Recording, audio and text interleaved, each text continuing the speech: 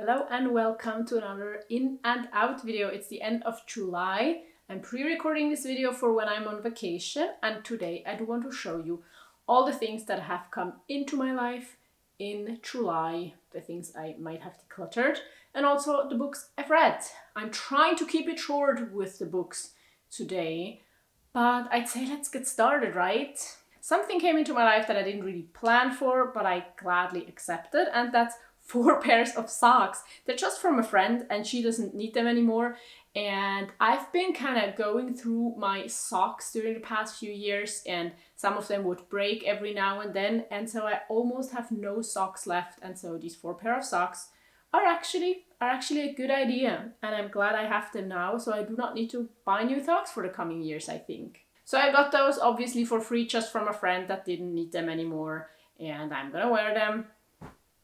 Then I returned library books a lot this month, and in a different library, and there close to that library there's one of these open bookshelves, public bookshelves, that's really well stocked and that seems to be frequented a lot. So every single day the books in there would change. And so in the beginning of the month I picked up this book by Murakami.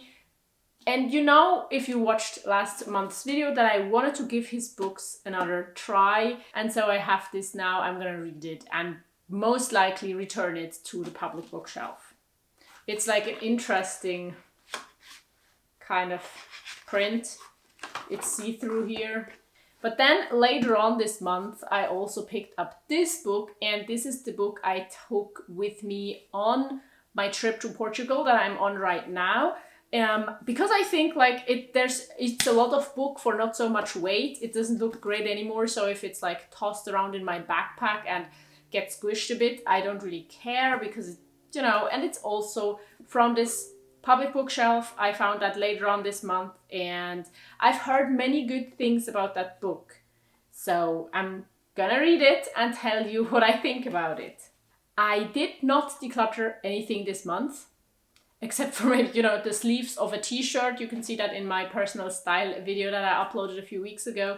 But nothing really that I decluttered. And I guess that just happens as well if you're a minimalist, and especially if you're focusing on just not consuming too much. Because most of the things I own now, I like owning and I like using, and so there's no need to declutter them. And that's what happened this month. So I have written down all the books I've read this month. And I have only one still with me, I think. All the other ones are returned to the library because tomorrow, when I record this, we're gonna go on our trip. The first book I read is On Earth We Are Briefly Gorgeous. This is the English title. I read it in the German version, but I couldn't remember the German version. And I liked that book. I liked how it was written. I liked the story, but I do have to say that it's very, very artsy written maybe. So some pages, some parts of the books, I read them, I kind of got a feeling, but I couldn't comprehend because it was so lyrical. It was so much not a story, but single words without really making sense in sentences jumbled together. And I hope I read this book in the right way, but for me it's just like looking at a piece of art where you're not really sure what it wants to tell you, but you get a certain feeling, it moves you, it makes something with you, and that has to be enough. The next book I read is called Ich bin Linus. It means I am Linus, and it's a book of a trans man and his story kind of, and his thoughts and his struggles, and just about living as a trans person in Germany. And I thought it was really interesting, and it also gave me insight into some things I didn't know before about trans people, especially about trans men, and so I thought it was really interesting, but also heartbreaking because our society is still so transphobic. The next book I read is called In all deinen Farben, which means in all of your colors.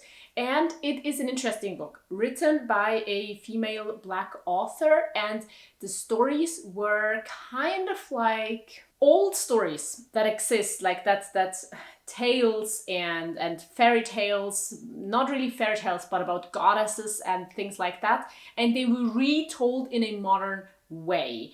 and I knew none of the stories it was based on. Most of them originated in some part of Africa or in Asia. And so it was just really interesting to get both of these things, like these old tales, but also the new modern interpretation of these female Black characters as well. And I really liked reading the book, but I do have to say there were kind of a few books with short stories this month, and I'm not the hugest fan of short stories, just because I like to focus on one story and then read about that story for several hundred pages, instead of like kind of changing the story every 30 pages or so. Next book I read is Schöne Welt, wo bist du? Which kind of means Beautiful World, Where Are You?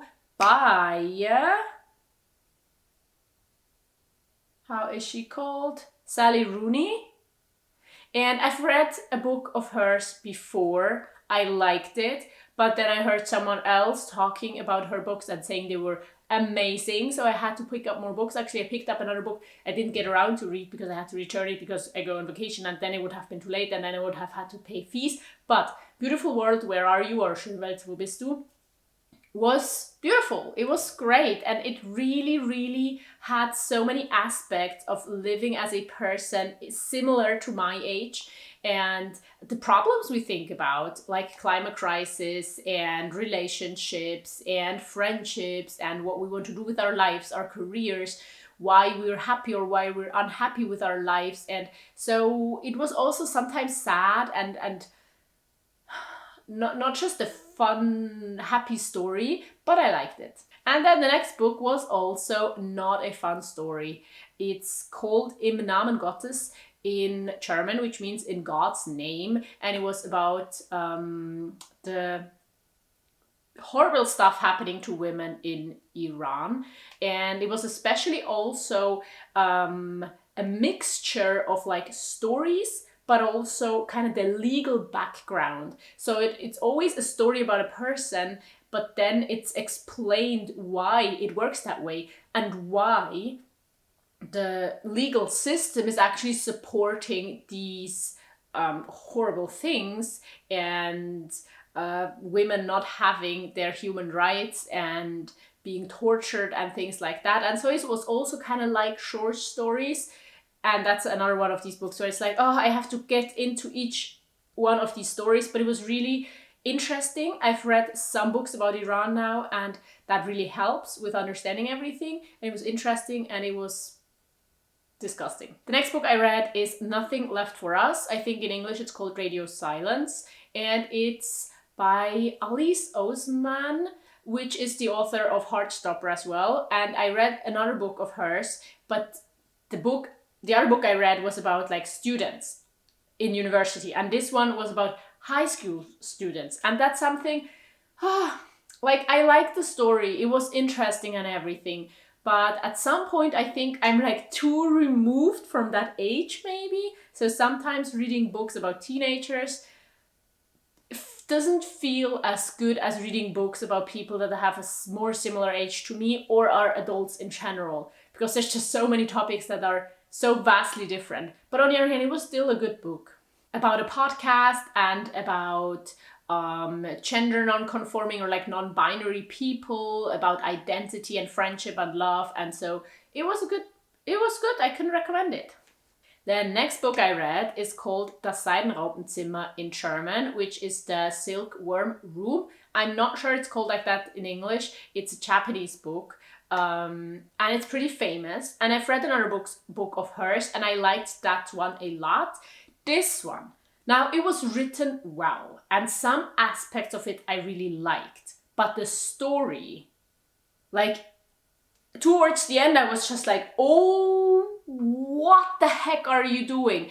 How are you, why? Now you might think it's about maybe embarrassing things or so, but no, it's about a love story between cousins in Japan, and they are a bit different, or they don't fit really into our world or into society, and there's abuse and there's criminal stuff, and it's kind of just, if you're thinking a thought to the end, like if you're not told values as a kid, and then you make up your own logic, and then you think these thoughts to the end. This is what might happen in the worst case.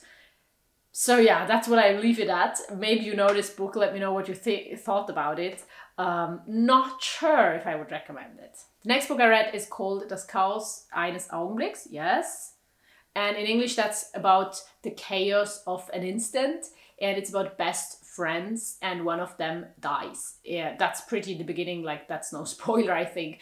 And just how they navigate, or how the remaining friend navigates life, and loss and friendship and love. I thought that book was good, but I didn't think it was like overwhelmingly great.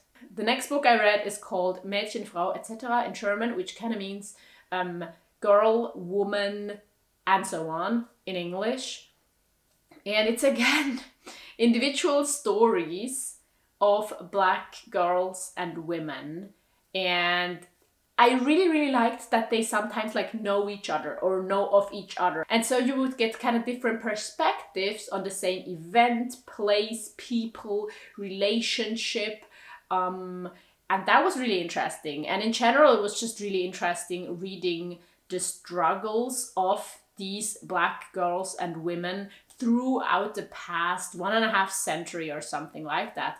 And I really liked the book. It also won a prize, and I think it deserves that prize. So that book I can recommend. And then the last book I read this month is Unfollow Your Dreams. There will be a Patreon podcast episode going live where I talk more in depth about this book for 25 minutes in like 2 weeks or so. So if you're interested, you could consider becoming a patron. But this book is about unfollowing your dreams, like rethinking the way we work towards goals, we work for our life purpose, and how sometimes this logic of like, I do all the hard stuff and it will pay off later. If I just reach this goal, I'm gonna be so happy. How this is a flawed logic, and how many of us are just burning ourselves out following a dream or a goal that doesn't even make us happy. And so it's about more so living in the moment and finding different ways to live a fulfilled life and to do good stuff in the world without feeling miserable doing it and thinking it's the only way to do it. Okay, that's it. It was 10 books this month, and I don't think I'm gonna read that much in August because I'm gonna be gone for the next 3 weeks, and I'm only gonna bring one book. So, other stuff that happened. I cut my hair, finally. But then also I messed up and I cut too much. And now I cut it again and you can't really see it anymore. But that was an interesting moment there where I thought like, oh no, it's too short now. Do I really have to cut everything down to like a grade 1, like 3 millimeters? That was interesting to see because, I mean, I've already like taken off all of my hair, but it's still, I really didn't want to cut it down so much. And so I let it grow out a bit and then cut it again to the lengths that I usually have, the shortest. And other than that, I did not get to go hiking. I just realized that I wanted to do it, but it would have been really, really stressful. And so I decided not to do it. I'm sad about that. But then also I really hope that it will happen in September maybe, but we will see. I didn't get to go swimming as much, so just really honestly, the past few weeks have felt a bit stressful. And I'm not sure why. Maybe it was because of the shifts at work. Maybe it was because of the preparations for this vacation. Maybe other things played a role. I can't really tell you because, and I think that's interesting because sometimes we can really say like, I have a lot of free time, that is why I feel good. I have a lot of work to do, that's why I don't have any time. I'm super stressed because of that thing. And this past month, I didn't feel bad or so, but I just felt stressed. But looking at my calendar, there wasn't that much going on. So I don't know why really. Last month, I also told you that I'm gonna need to spend a lot of money this month for traveling, like buying things plus also tickets and accommodation and things like that. I haven't booked everything yet, but it wasn't as bad as I thought. And with it almost being a year since I applied for my social work job, I can just say that I'm so grateful I took this step, and it felt like failing a little bit because my YouTube channel was enough before, or it felt like, or I thought it has to be enough. And then saying like, no, it's not enough. I'm going to keep that as a side hustle kind of, and now focus also on social work. And it still feels like failing sometimes because my view counts and the income I have from YouTube itself is really small this year. But on the other hand, my stress levels when it comes to money have decreased tremendously. And my life is easier now. It's better now. And money can actually do that if you have been in a position of not enough money before. But I still really believe that much more money would make me much more happy. Even like any more money would make me much more happy. I think like I'm just really glad where I'm at. And I do hope you have a great summer. I hope you're happy with your life. Let me know what you decluttered, what you bought this month, and let me know what your plans are maybe for the upcoming weeks.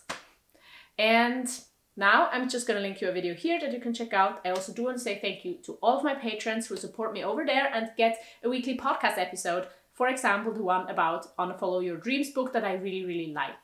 So I hope to see you on Patreon in this video or in my next video. Goodbye.